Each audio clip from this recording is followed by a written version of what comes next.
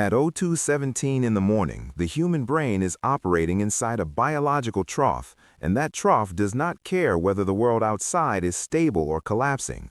Melatonin levels remain elevated, core body temperature is near its lowest circadian point, and neural processing speed is measurably slower than during daylight hours. If instability stretches beyond the first shock, if the blackout persists, if infrastructure strain continues, if communication fragments, the nights that follow become the true test of preparation. The danger is no longer the dramatic moment of failure, it is the quiet repetition of vulnerability.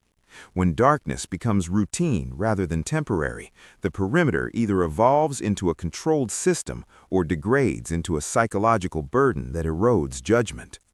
As grid instability extends into multiple days, the physics of your structure begin to matter more than the symbolism of your intent. Wood frames flex under force. Standard strike plates fail because they anchor into shallow trim rather than structural studs. Window latches resist only minimal leverage. The misunderstanding most households carry is that a locked door is a reinforced door. It is not. A lock delays casual entry. Structural reinforcement delays determined force. The hidden engineering principle here is load distribution. When force is applied to a door, whether by shoulder impact, pry tool, or repeated kicks, the energy concentrates at the latch interface. If the strike plate is thin and anchored with short screws into decorative trim, that force transfers into brittle wood and splits it. However, when a heavy-gauge strike plate is anchored with long structural screws into the framing stud behind the jamb, the applied force disperses across a greater surface area. Distribution increases resistance time. Resistance time increases abandonment probability. Evidence from residential security testing consistently shows that reinforced strike plates and longer anchor screws multiply forced entry delay several times over compared to factory installation. This is not dramatic, it is mechanical reality. Even 30 additional seconds of resistance in a low visibility environment shifts the psychological equation. Under blackout conditions, intruders face elevated uncertainty. Every additional impact increases noise exposure. Noise increases detection risk. Detection risk increases withdrawal likelihood. Delay is not about standing behind the door, it is about preventing the door from becoming the first point of contact with danger. Windows present a parallel vulnerability misunderstood by most homeowners. Glass fails catastrophically under blunt force, but laminated security film alters the failure pattern. When applied correctly, film does not make glass unbreakable. It changes shattering into spiderweb fracturing while holding fragments in place. This transforms immediate breach into progressive effort.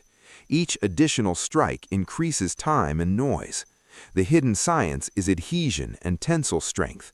The film bonds across the pane, forcing force energy to distribute laterally instead of allowing radial shatter collapse. In darkness, that extra delay is amplified. Every additional impact reverberates across quiet streets.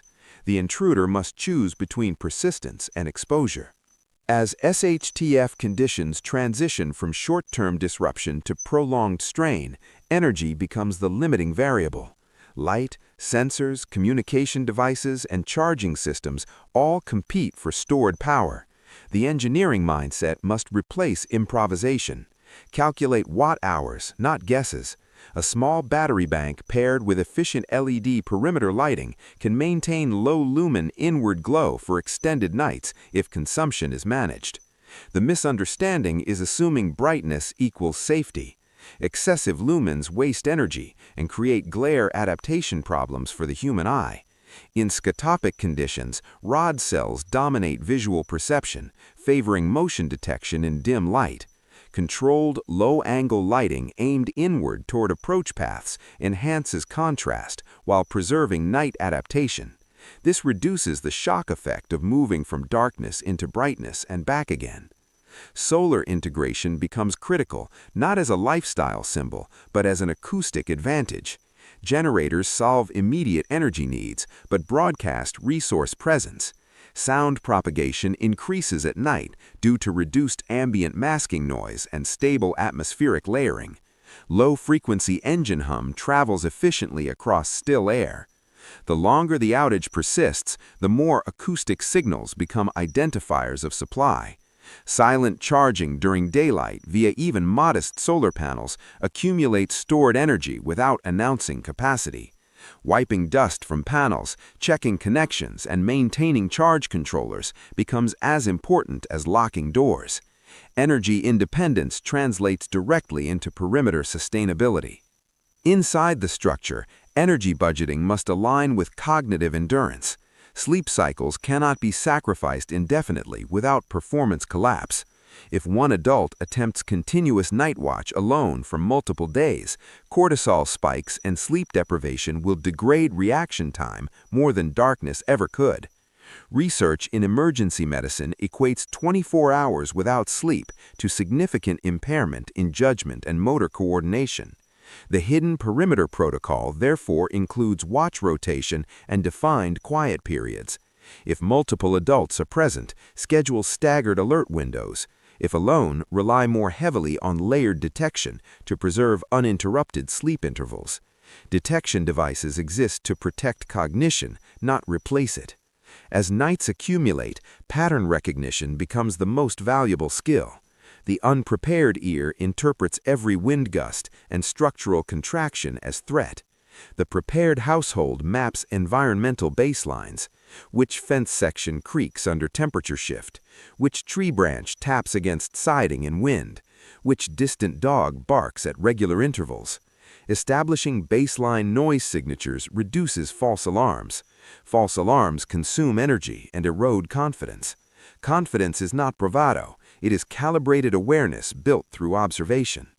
Community geometry reasserts itself in extended instability. A single lit window in a sea of darkness signals occupancy. Multiple coordinated low-light signals across neighboring homes signal cohesion.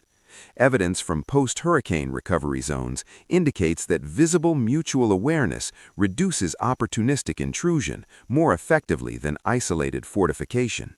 The reason is psychological. Uncertainty shifts outward. When movement near a fence line may be triggered by observation from multiple angles, risk calculation changes. Cooperation increases deterrence without confrontation. Escalation at this stage is subtle rather than explosive. Scarcity alters behavior gradually. Foot traffic increases as supply lines fragment. Curiosity shifts to necessity. The perimeter therefore must adapt from deterrence only to detection plus decision. Predefined thresholds matter.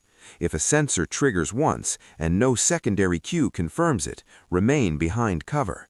If gravel disturbance coincides with motion light activation and audible presence, initiate interior lighting protocol rather than external exposure. Darkness favors the concealed defender. Moving outside collapses the engineered distance advantage you constructed. The concept of distance equals time now deepens into structural geometry. Interior safe zones should be selected not randomly, but based on line-of-sight limitation and structural reinforcement. Rooms without direct external windows reduce ballistic exposure risk in extreme scenarios, but more importantly, they provide controlled access points. A reinforced interior door with a secondary locking system extends delay layers. Communication devices, first aid supplies, and illumination should already be staged there. Preparation is about compressing decision time when adrenaline surges. Thermal detection integration adds another sensory dimension. Passive infrared sensors detect parietal heat movement across detection zones without reliance on visible light. They consume minimal power and function independently of visual glare conditions. When combined with low-lumen lighting and acoustic indicators like gravel or simple mechanical chimes, they create converging signals. Converging signals reduce ambiguity. Reduced ambiguity prevents unnecessary exposure. Stress physiology cannot be ignored. Prolonged darkness alters hormone cycles and mood stability. Cortisol elevation sharpens immediate awareness, but degrades strategic thinking if sustained.